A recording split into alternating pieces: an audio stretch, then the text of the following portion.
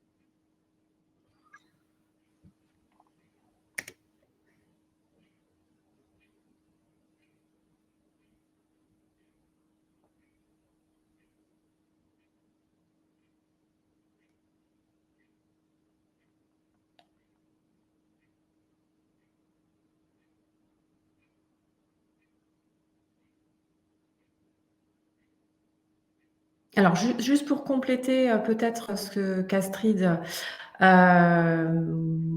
vous présentait, parce qu'il y a quelques petits soucis visiblement techniques. Donc on va commencer par donc au programme de ce matin sur ce webinaire. On va aborder 3 thématiques principales. Donc première thématique, ce sont les étapes pour créer ou reprendre une entreprise. Deuxième élément, donc ce sera, on va aborder comment le conseil en évolution professionnelle peut-il m'aider. Et puis enfin, en troisième point, nous allons aborder comment mobiliser le dispositif démissionnaire pour mettre en œuvre mon projet. Donc ce sont les 3 points que nous allons aborder ce matin. Merci, Est-ce que tu Florence. veux poursuivre, Astrid? Oui? Tu m'entends à nouveau? Oui, on t'entend Super, parfaitement. merci. Navrée pour cette interruption, c'est les inconvénients du direct. Donc merci, tu as présenté les 3 étapes de la création? Tout à fait, les 3 points que nous allons aborder ce matin sur ce programme. Super, merci beaucoup Florence.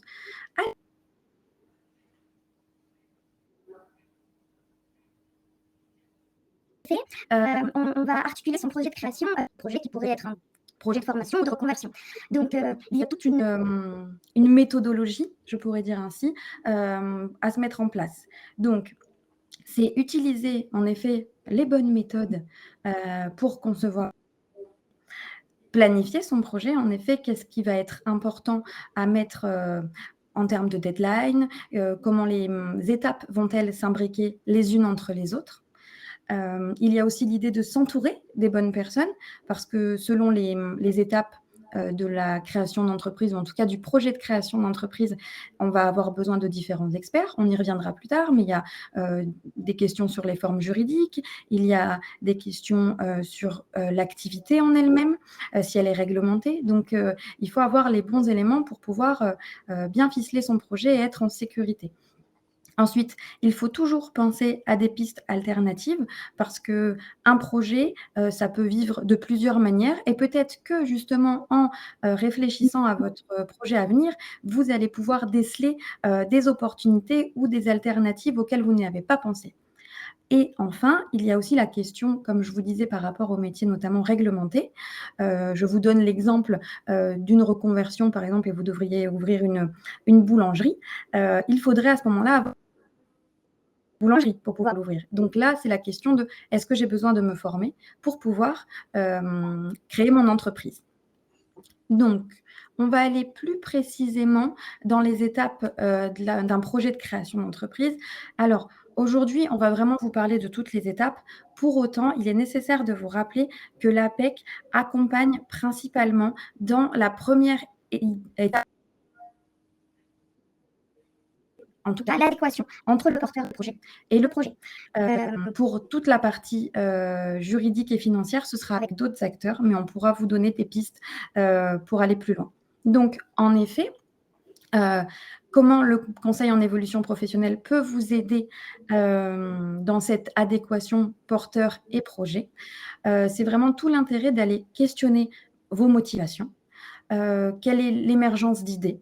D'où vient cette créativité, cette envie d'innovation?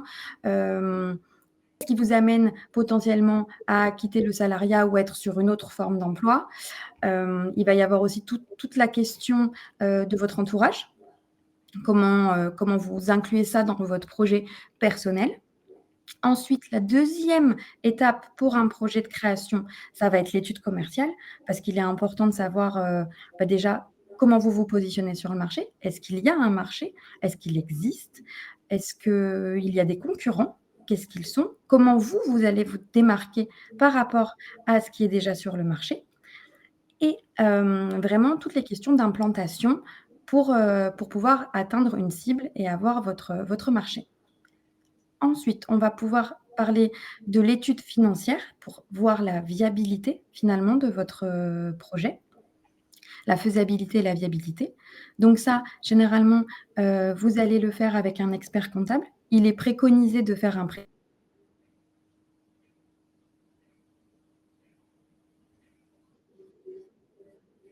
3 ans afin de voir comment évoluera votre entreprise. Ensuite, il y a l'étude juridique sociale, là où vous serez aussi accompagné en général de structures spécialisées pour choisir la bonne forme juridique qui correspond à votre entreprise. On passera aussi les étapes sur les aides possibles liées à la création d'entreprise, les démarches et les formalités pour arriver à la 7e et dernière étape qui est le démarrage de l'activité. Donc, dans les identifications importantes, il faut savoir qu'il y a donc 4 grandes catégories de compétences importantes quand on est chef d'entreprise. Donc, les 4, c'est produire, vendre, gérer et manager. En effet, pour la partie production, on va aller creuser votre savoir-faire, vos diplômes, vos expériences professionnelles, finalement la connaissance du métier qui vous amène à avoir les capacités de produire ou des services ou des produits et comment vous allez pouvoir ensuite amener à la vente de ce produit ou de ces services. Donc, dans la partie vente, il y a un élément qui est déterminant, c'est votre capacité à prospecter et à trouver vos clients, à les fidéliser et à pouvoir voir où vous allez avoir du business quelque part.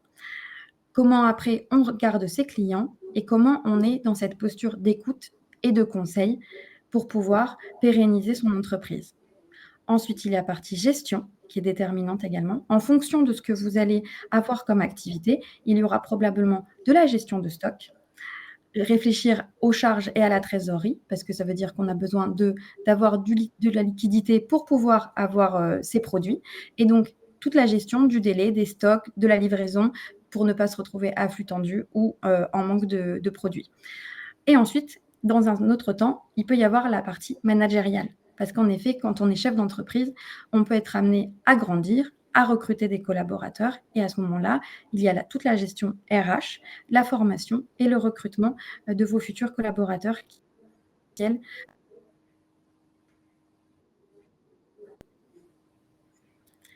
Donc, toujours dans cette idée d'adéquation entre le porteur de projet et le chef d'entreprise, il faut se dire que quand on devient entrepreneur, c'est un état d'esprit. Il faut aimer prendre des risques, avoir envie de se challenger. C'est l'idée de prendre des initiatives, d'innover, d'arriver à convaincre de son utilité, de ce qu'on veut faire, de son projet. Et en effet, il y a une notion de faire preuve de combativité et de ténacité. Mais c'est aussi une dynamique. C'est savoir, comme je vous disais, repérer une opportunité.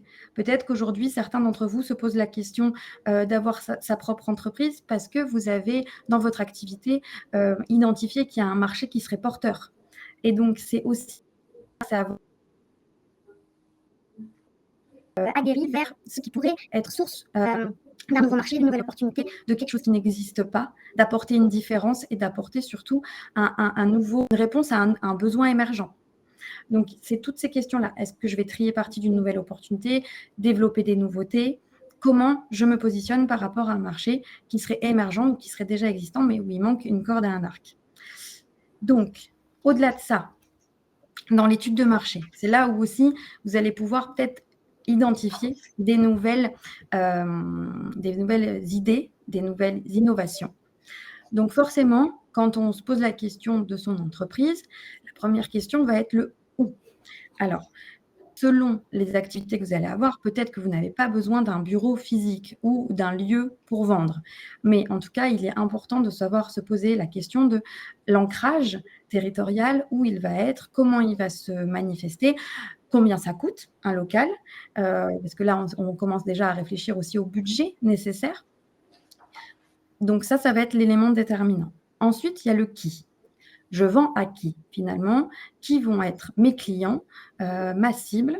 Qui vont être mes concurrents, mais qui peuvent aussi par moment devenir mes clients et qui sont mes fournisseurs finalement pour comprendre comment je vais me fournir, comment je vais m'organiser et comment je peux aussi avoir une relation de confiance avec mes fournisseurs pour m'assurer une pérennité. Ensuite, il y a le quoi. Donc en effet, qu'est-ce que je vais proposer? Des services ou des produits? Et donc là, en fonction de cette activité, ça va aussi définir l'implantation et à qui on vend en termes de clients, concurrents et fournisseurs. Ensuite, on va avoir le comment, c'est-à-dire les moyens humains. De quoi j'ai besoin pour, pour arriver à ce que mon entreprise tourne. Donc en moyens humains, je peux avoir besoin de collaborateurs, qui peuvent m'accompagner sur des missions, dites instantanées ou sur le long. Je peux avoir besoin de moyens humains, de manière plus sporadique. Je peux avoir besoin de moyens matériels.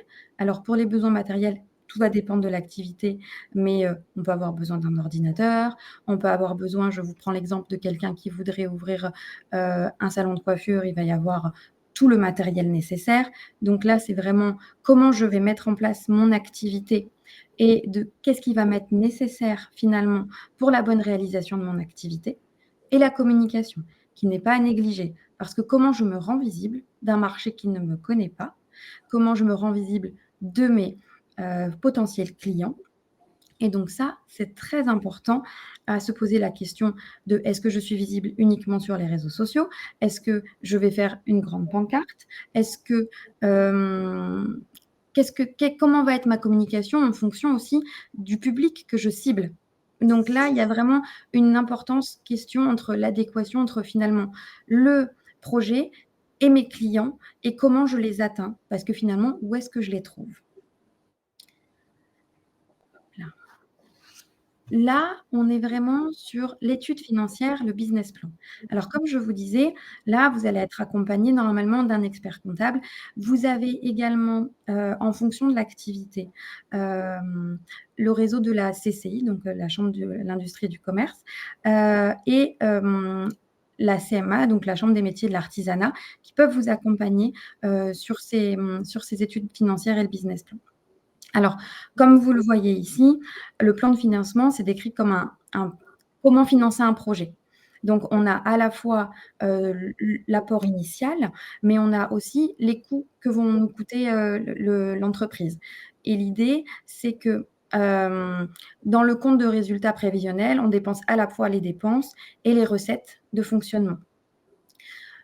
Pou Sur 3 ans, c'est nécessaire pour pouvoir vous poser vraiment la question de la viabilité.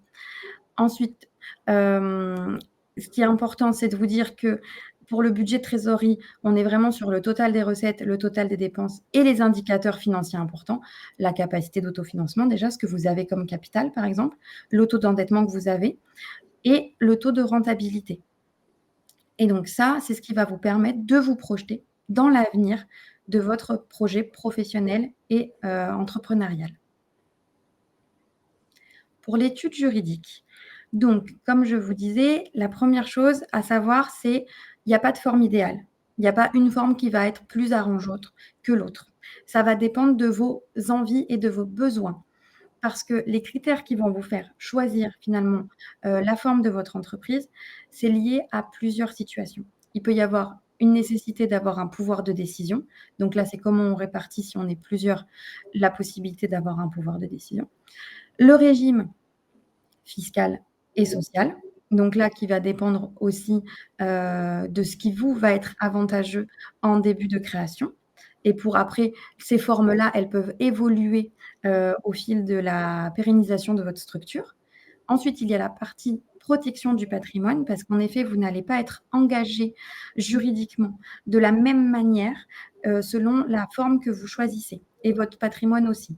Parce que selon les structures, vous allez être soit une personne morale, soit une personne physique. Mais là aussi, vous avez des spécialistes qui peuvent vous accompagner.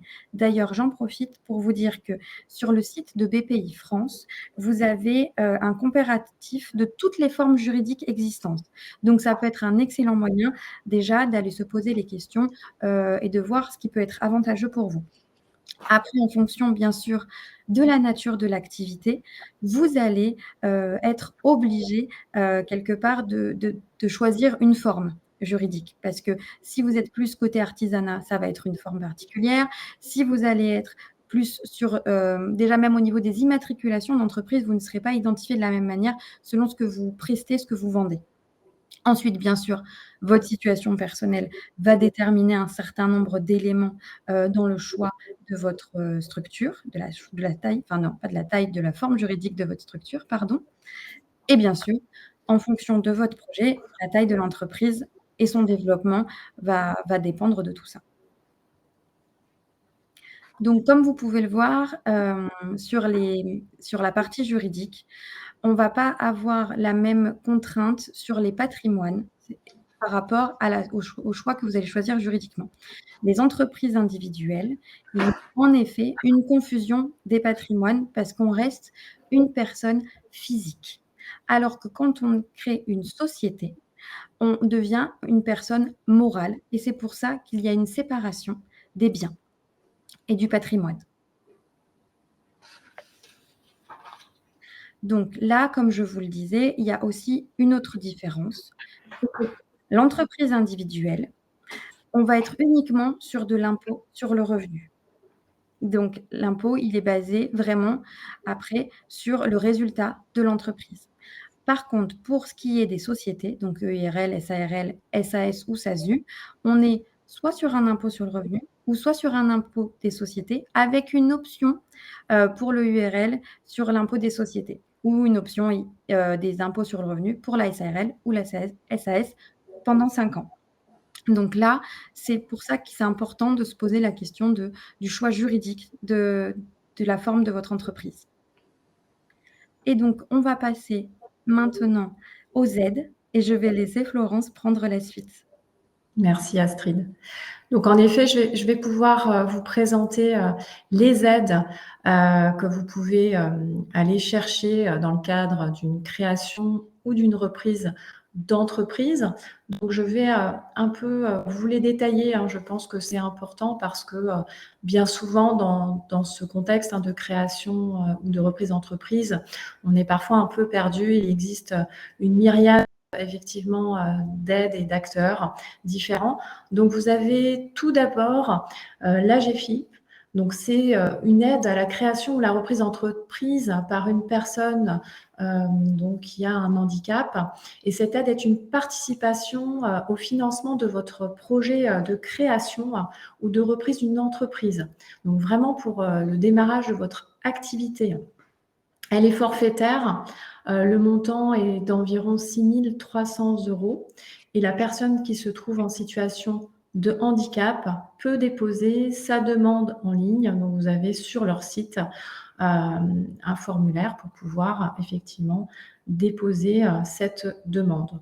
Vous avez ensuite l'ADI. Alors, l'ADI, c'est à partir d'un microcrédit de 1 000 €. L'ADI peut attribuer une prime d'État forfaitaire de 1 000 € en vigueur depuis le 4 janvier 2024. Donc là, elle est vraiment destinée aux jeunes entrepreneurs de moins de 30 ans en situation d'inclusion sociale dans le démarrage de leur activité et sous certaines conditions.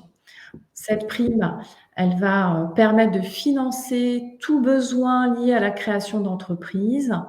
Elle est éligible à tout type d'activité, quel que soit le statut de l'entreprise créée. Elle est complémentaire à un microcrédit de l'ADI d'un montant minimum de 1 000 €. Donc là, de la même façon, je vous invite aussi à consulter leur site en ligne où se trouvent les éléments d'explication. Vous avez ensuite France Active, donc qui est vraiment le pionnier de la finance solidaire. France Active accompagne et finance les entreprises depuis plus de 30 ans et a mobilisé 485 millions d'euros au service de plus de 36 000 entreprises en 2023. Le réseau Entreprendre donc, accompagne la création d'emplois sur tous les territoires avec la volonté de faire réussir des entrepreneurs à potentiel de création d'emplois en leur transmettant leur savoir-faire et l'expérience de chef d'entreprise expérimenté et en activité au travers d'échanges constructifs et inspirants de pair à pair. Donc, juste pour rappel, Réseau Entreprendre, c'est en 1986 qu'un industriel du nord de la France, André Muliez, qui face aux enjeux du chômage, a lancé le concept de Réseau Entreprendre, d'accompagnement entrepreneurial de pair à pair.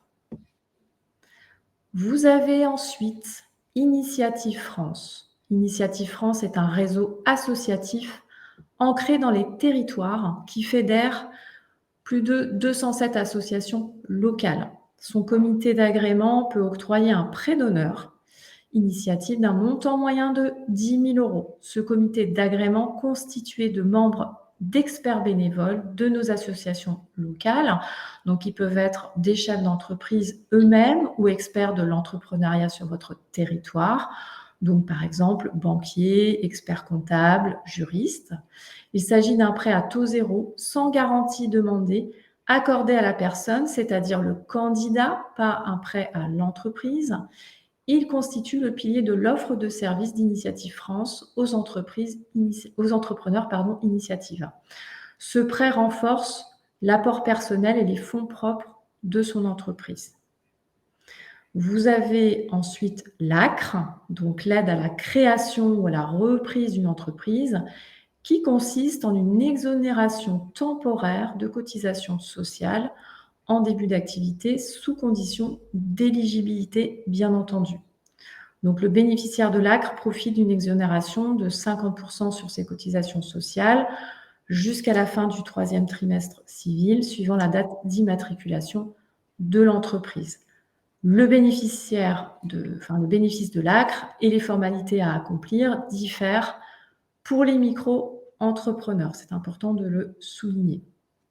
Donc, l'URSSAF met à disposition une fiche pratique pour réaliser la demande d'ACRE étape par étape. Donc là, je vous renvoie également à des sites officiels, aussi bien sur le site de l'URSSAF et également sur le site Service public particulier vos droits. Vous avez enfin l'ARS.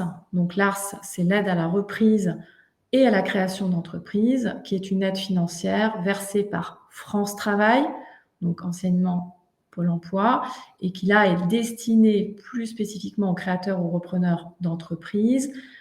Elle consiste à recevoir une partie de ces allocations chômage sous la forme d'un capital et sous certaines conditions. Donc, depuis le 1er juillet 2023, le montant de l'ARS s'élevait à 60% des droits d'aide au retour à l'emploi, les ARE, qui restent à verser. Il y a une déduction de la participation de 3% pour le financement des retraites complémentaires et qui est appliquée sur le montant du capital.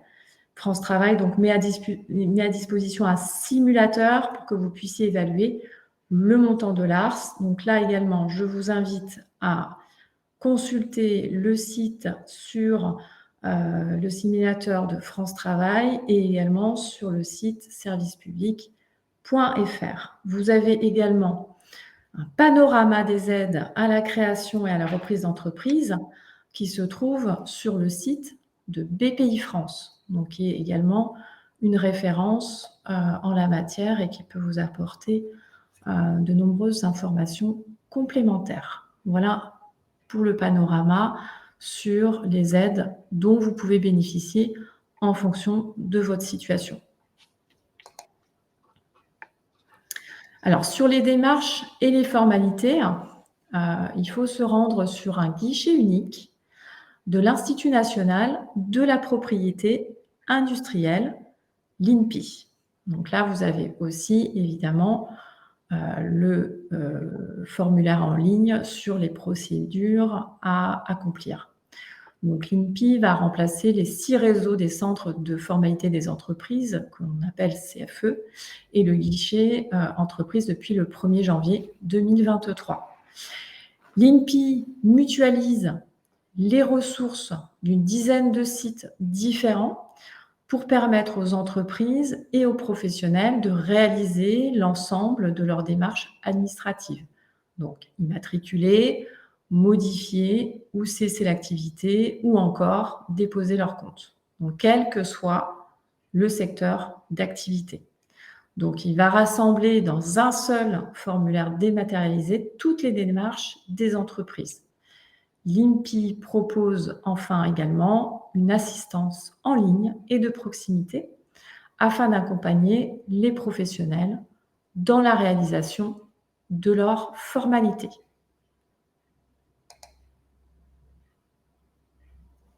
Donc, dans ce cadre, comment le conseil en évolution professionnelle peut-il m'aider?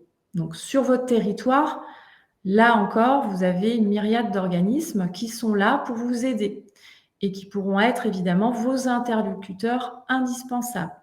Donc là, notre rôle en tant que consultant ou conseiller en évolution professionnelle, c'est de pouvoir vous aider pour vous informer sur l'environnement existant parce que, bien évidemment, on peut un peu se perdre et ne pas savoir forcément vers qui se tourner dans ce cadre-là. Donc, ça peut être vous orienter vers des cabinets d'experts comptables, des organismes de formation, des organismes de financement, des cabinets d'études, des coopératives, des chambres consulaires, des organismes d'accompagnement ou bien même des pépinières. Donc, c'est pourquoi le conseil en évolution professionnelle est vraiment une étape très importante en amont de votre démarche.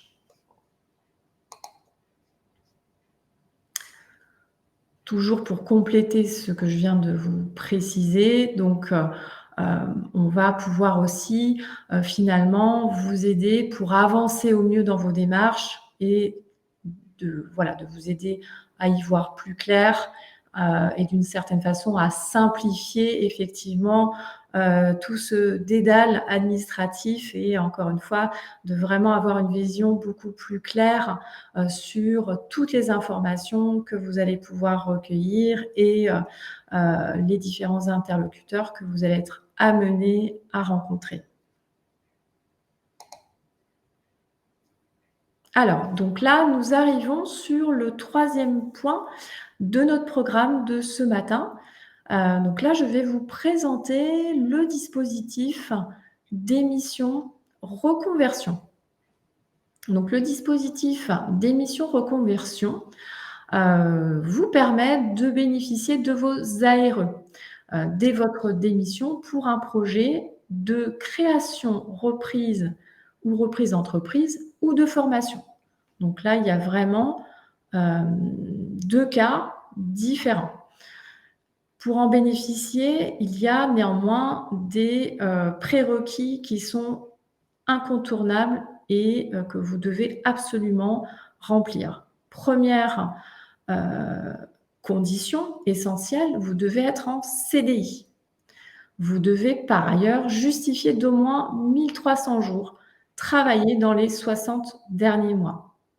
Vous devez enfin avoir un projet de reconversion qui soit bien préparé, reconnu comme réel et sérieux. Donc la commission paritaire interprofessionnelle régionale, le CPIR, va du coup être l'interlocuteur qui va être décisionnaire sur ce projet. Donc là, je vous invite également à consulter le site référent, donc sur le site démissionreconversion.gouv.fr, qui va pouvoir vous permettre de vérifier votre éligibilité au dispositif.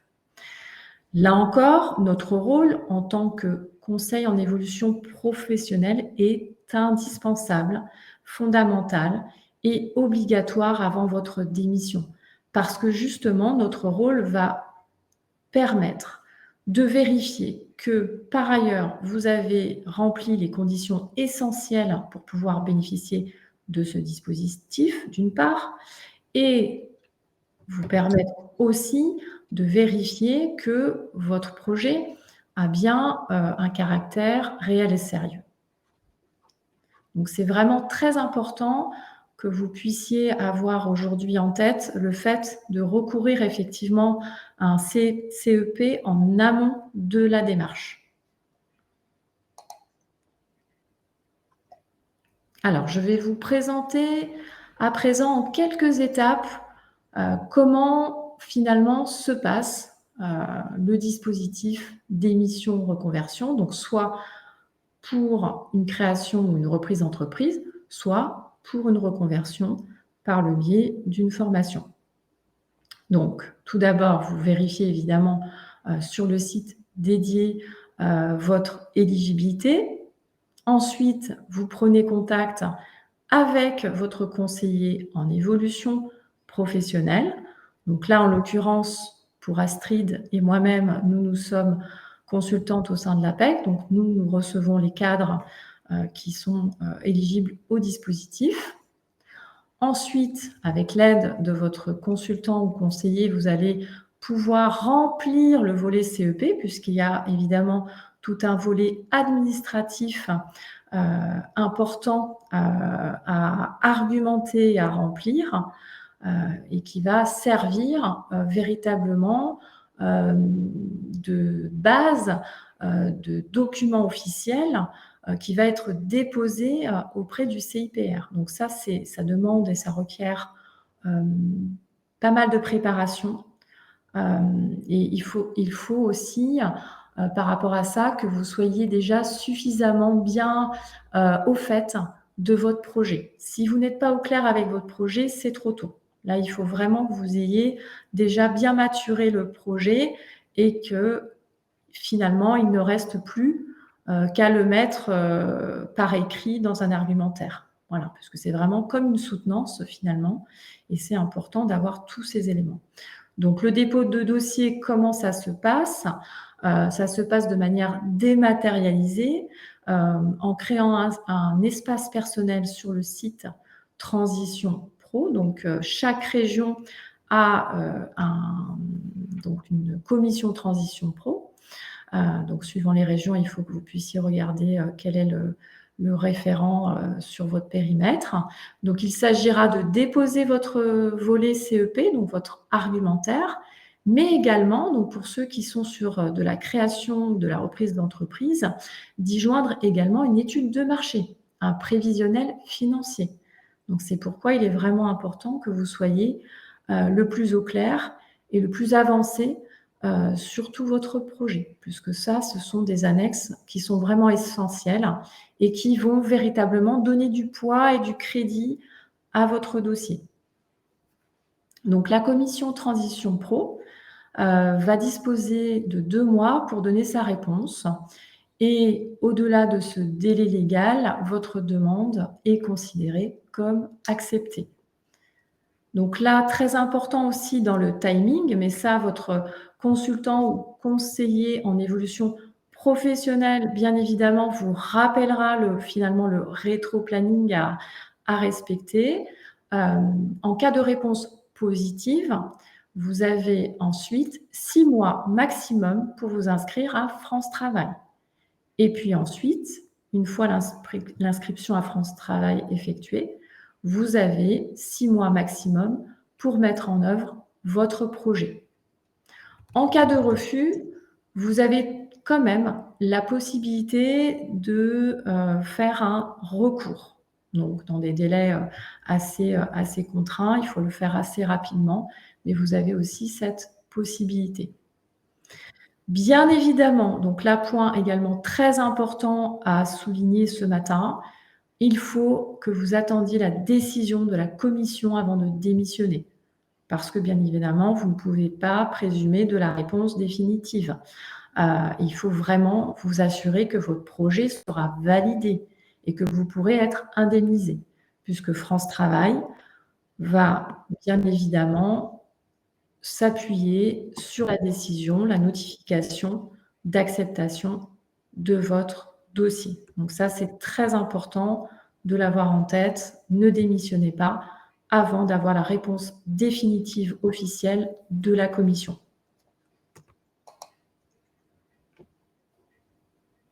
Donc, comme je l'évoquais précédemment, notre rôle en tant que consultant ou conseiller, c'est de pouvoir vous aider à formaliser un business plan. Alors, vous aider, nous, on n'a pas un regard technique d'expert. Néanmoins, nous sommes en lien avec des experts, notamment à l'APEC, mais aussi pour les autres acteurs.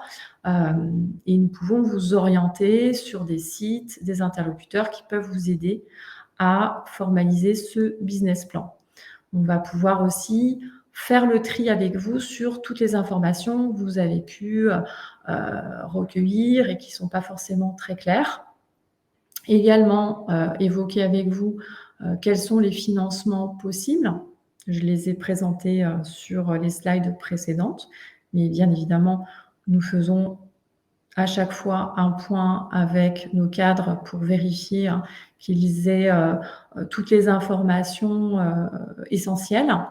On va pouvoir également, comme je l'évoquais, baliser ensemble la procédure, le dispositif, élaborer ensemble un rétro-planning et puis aussi finalement vous aider à définir la meilleure stratégie possible pour vous et notamment d'évoquer ensemble les modalités de départ de votre entreprise, puisque parfois des cadres, là je vais parler pour nos cadres, vont recourir au dispositif démissionnaire, mais finalement vont peut-être in fine recourir à d'autres modalités de départ pour sécuriser au mieux la suite. Voilà.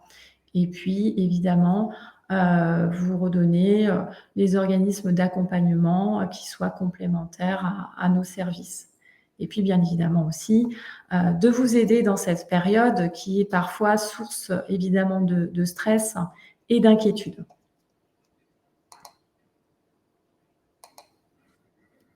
Alors, si on devait définir aujourd'hui le conseil en évolution professionnelle, qu'est-ce que c'est ? Le conseil en évolution professionnelle, il va constituer un processus d'appui à tous les salariés et indépendants pour faire le point sur sa situation professionnelle et, le cas échéant, élaborer, formaliser et mettre en œuvre une stratégie visant l'évolution professionnelle. Ce qui est très important aussi de préciser aujourd'hui, c'est que le conseil en évolution professionnelle est un service qui est gratuit pour vous. Il y a aussi la notion de confidentialité, de neutralité, d'impartialité et donc il est accessible à tous. Alors, ce qu'il est important de préciser, et Astrid d'ailleurs a fait une présentation en amont de notre webinaire sur le rôle notamment de l'APEC. Donc, en fonction de votre statut, vous avez un interlocuteur CEP qui va être différent. Donc, en l'occurrence, pour les salariés indépendants, vous allez pouvoir vous tourner vers Avenir Actif plus particulièrement. Pour ce qui concerne les salariés de statut cadre du secteur privé, vous allez pouvoir vous tourner vers l'APEC, donc notre association. Pour les demandeurs d'emploi, vous allez là vous tourner plutôt vers France Travail. Pour les jeunes de moins de 26 ans, plutôt vers l'Union nationale des missions locales. Et puis enfin, pour les salariés qui sont en situation de handicap, vous allez pouvoir vous tourner vers Cap Emploi. Donc là, encore une fois, vous avez différents interlocuteurs en fonction de votre statut et de votre situation. Donc l'objectif du CEP est bien de vous accompagner dans l'élaboration, la formalisation et la mise en œuvre d'une stratégie qui peut, selon la situation visée, donc soit l'évolution professionnelle, le développement de vos compétences, la reconversion ou la transition professionnelle, la reprise ou la création d'activités, la certification professionnelle, et puis enfin, la mobilité interne au sein de votre entreprise ou externe. Donc, nous avons, dans le cas du CEP, véritablement plusieurs axes d'accompagnement. Alors, comment cela se passe? Donc, c'est vraiment un conseil qui va être individualisé et adapté. Il va permettre d'exprimer sa demande et son besoin. Il va vous permettre également d'accéder à un premier niveau d'information sur les métiers, l'offre de formation, l'environnement professionnel, les dispositifs de financement, et puis identifier également les démarches possibles et l'éventuelle suite à donner. Cet accompagnement personnalisé, il va permettre d'accéder à toute information utile, à l'élaboration et à l'analyse de la faisabilité du projet. Et il va enfin vous permettre de construire un véritable plan d'action qui soit pertinent et qui puisse être accompagné dans sa mise en œuvre.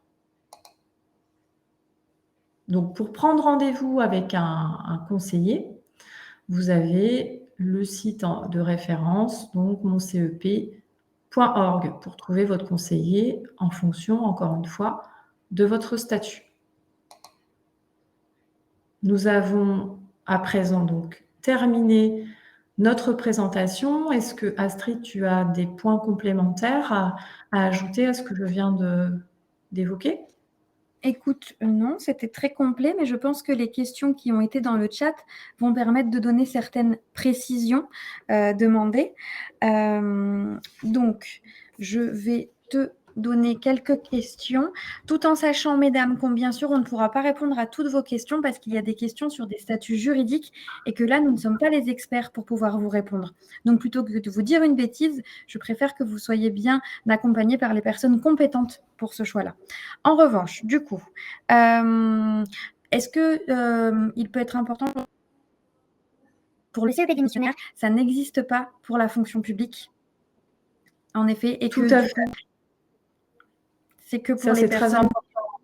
Oui, Mhm. c'est très important en effet de le souligner. Ce dispositif qui est toujours actif à ce jour est vraiment spécifiquement dédié aux salariés du secteur privé. Donc ça, c'est très important aussi effectivement de le préciser. Et salariés qui soient évidemment en CDI avec toutes les conditions essentielles, les prérequis que j'ai pu présenter. Oui, et moi dans le chat, j'ai également mis les liens vers le site de France Travail pour avoir les conditions d'éligibilité. Donc, les personnes dans le chat ont eu les éléments pour pouvoir se pencher dessus. Aussi, je vais avoir une question sur le fait que l'APEC, est-ce que pour être accompagné par l'APEC, il faut être forcément demandeur d'emploi quand on est en contrat CDD ou CDI? Alors non, l'accompagnement donc par l'APEC, il s'agit d'avoir le statut cadre, d'avoir un profil cadre. On a différents profils, puisqu'on accompagne aussi bien les jeunes diplômés que des cadres un peu plus expérimentés. Et bien évidemment, nous accueillons des cadres qui peuvent être en CDD, en CDI, en poste, bien évidemment, puisque beaucoup de nos cadres qui nous sollicitent sont pour la plupart en activité professionnelle, et nous avons aussi des cadres demandeurs d'emploi. Merci Florence. Autre question. Il y a une personne qui envisage un projet du coup de CEP d'émission et ce serait un projet pour 2 personnes. Du coup, la question était, est-ce que c'est un dossier qu'on remplit en binôme? Alors, nous, là, je vais parler un petit peu de notre retour d'expérience. On va plutôt construire un dossier individuel. On ne va pas le faire en binôme. Donc, parfois, effectivement, il arrive, notamment dans le cadre d'une reprise d'entreprise, qu'il y ait différents associés. Donc là, ce qu'il est très important également de souligner, c'est de bien vérifier donc auprès de France Travail et d'autres organismes, la quotité, par exemple, que va représenter pour chacun des associés, voilà, la part dans la future activité. Donc ça, c'est important. Mais nous allons accompagner vraiment de manière individualisée le projet. Donc c'est souvent plusieurs dossiers finalement pour le même projet. Oui, tout à fait. Je me permets de rebondir, Florence, parce que c'est mon cas actuellement. J'accompagne une personne qui va créer sa société en personne et c'est bien 2 dossiers distincts. Et attention d'ailleurs, parce que moi, pour le cas échéant, ces 2 personnes ne sont pas dans la même région, donc ils déposent des dossiers dans 2 régions différentes pour le même projet. Et oui, ça aussi, ça peut arriver, tout à fait. Oui. Ensuite, il y avait une question sur le fait de démissionner avant de commission pour le CEP démissionnaire. Donc, est-ce que Alors, ça a nous, un très impact? clairement, nous, la position par rapport à ça, étant donné les nombreux changements réglementaires, législatifs qui peuvent intervenir, et ils sont nombreux au sein de France Travail, nous, on préfère sécuriser au maximum. Et ce que nous conseillons à nos cadres, c'est véritablement de ne pas démissionner avant toute la procédure. C'est-à-dire avant la décision finale rendue par la commission.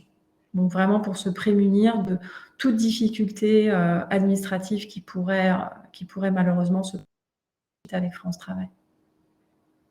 Merci Florence.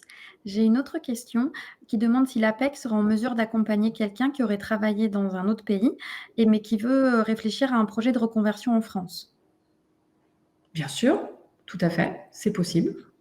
Oui, tout à fait et je pense que j'ai fait plus ou moins le tour des questions qui me semblaient être, aujourd'hui en notre capacité, par rapport à notre champ d'expertise. N'hésitez pas mesdames s'il y a quelques questions.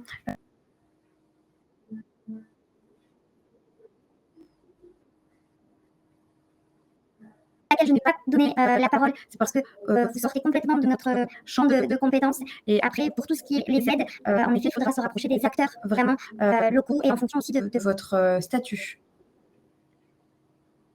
Exactement, donc ça, c'est vraiment important effectivement que vous puissiez, aller sur les sites, référents, hein, les sites que nous avons pu vous présenter, tous les sites officiels parce qu'effectivement, comme on a pu l'évoquer, les informations sont nombreuses et parfois on peut se perdre effectivement dans un petit peu tout ce paysage et c'est important, véritablement, effectivement, de vous adresser à un CEP.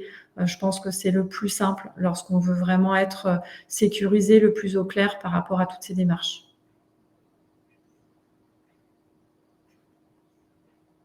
Merci Est-ce que Florence. tu as Alors, j'ai une question qui est par rapport au... quelque chose à ajouter avant qu'on arrive sur notre conclusion? Oui, oui, oui, oui. Alors, j'ai une question vraiment et là, je vais Florence, moi, j'ai un niveau de réponse, mais je ne sais pas si tu as le même, sur la composition, des personnes qui composent oh là là, j'ai perdu mon La mot. commission Pour transition? Oui, tout à fait. Alors, nous, là, je vais parler de la région PACA, hein, que nous connaissons bien. Les membres qui composent le jury sont des professionnels. Donc, il peut y avoir des chefs d'entreprise. Donc, c'est vraiment, du coup, très important de l'avoir en tête aussi pour votre argumentaire, de vraiment avoir cette posture finalement de futur chef d'entreprise ou bien lorsqu'on est sur une reconversion, de vraiment d'avoir un projet très solide de reconversion puisque les différents dossiers qui vont être analysés, alors pas en physique, hein, vos dossiers vont être téléchargés en ligne, donc finalement vont être étudiés sans votre présence physique, hein, vous n'allez pas être vous-même physiquement en face du jury, donc ça c'est aussi important de le préciser. Donc il faut qu'il soit vraiment par écrit, le plus solide possible, le mieux argumenté possible, puisque ce sont des professionnels de différents secteurs d'activité qui vont vraiment analyser votre dossier. Merci Florence. Je vais me permettre de te poser 2 dernières questions. Bien sûr. On arrivera au bout de ce webinaire.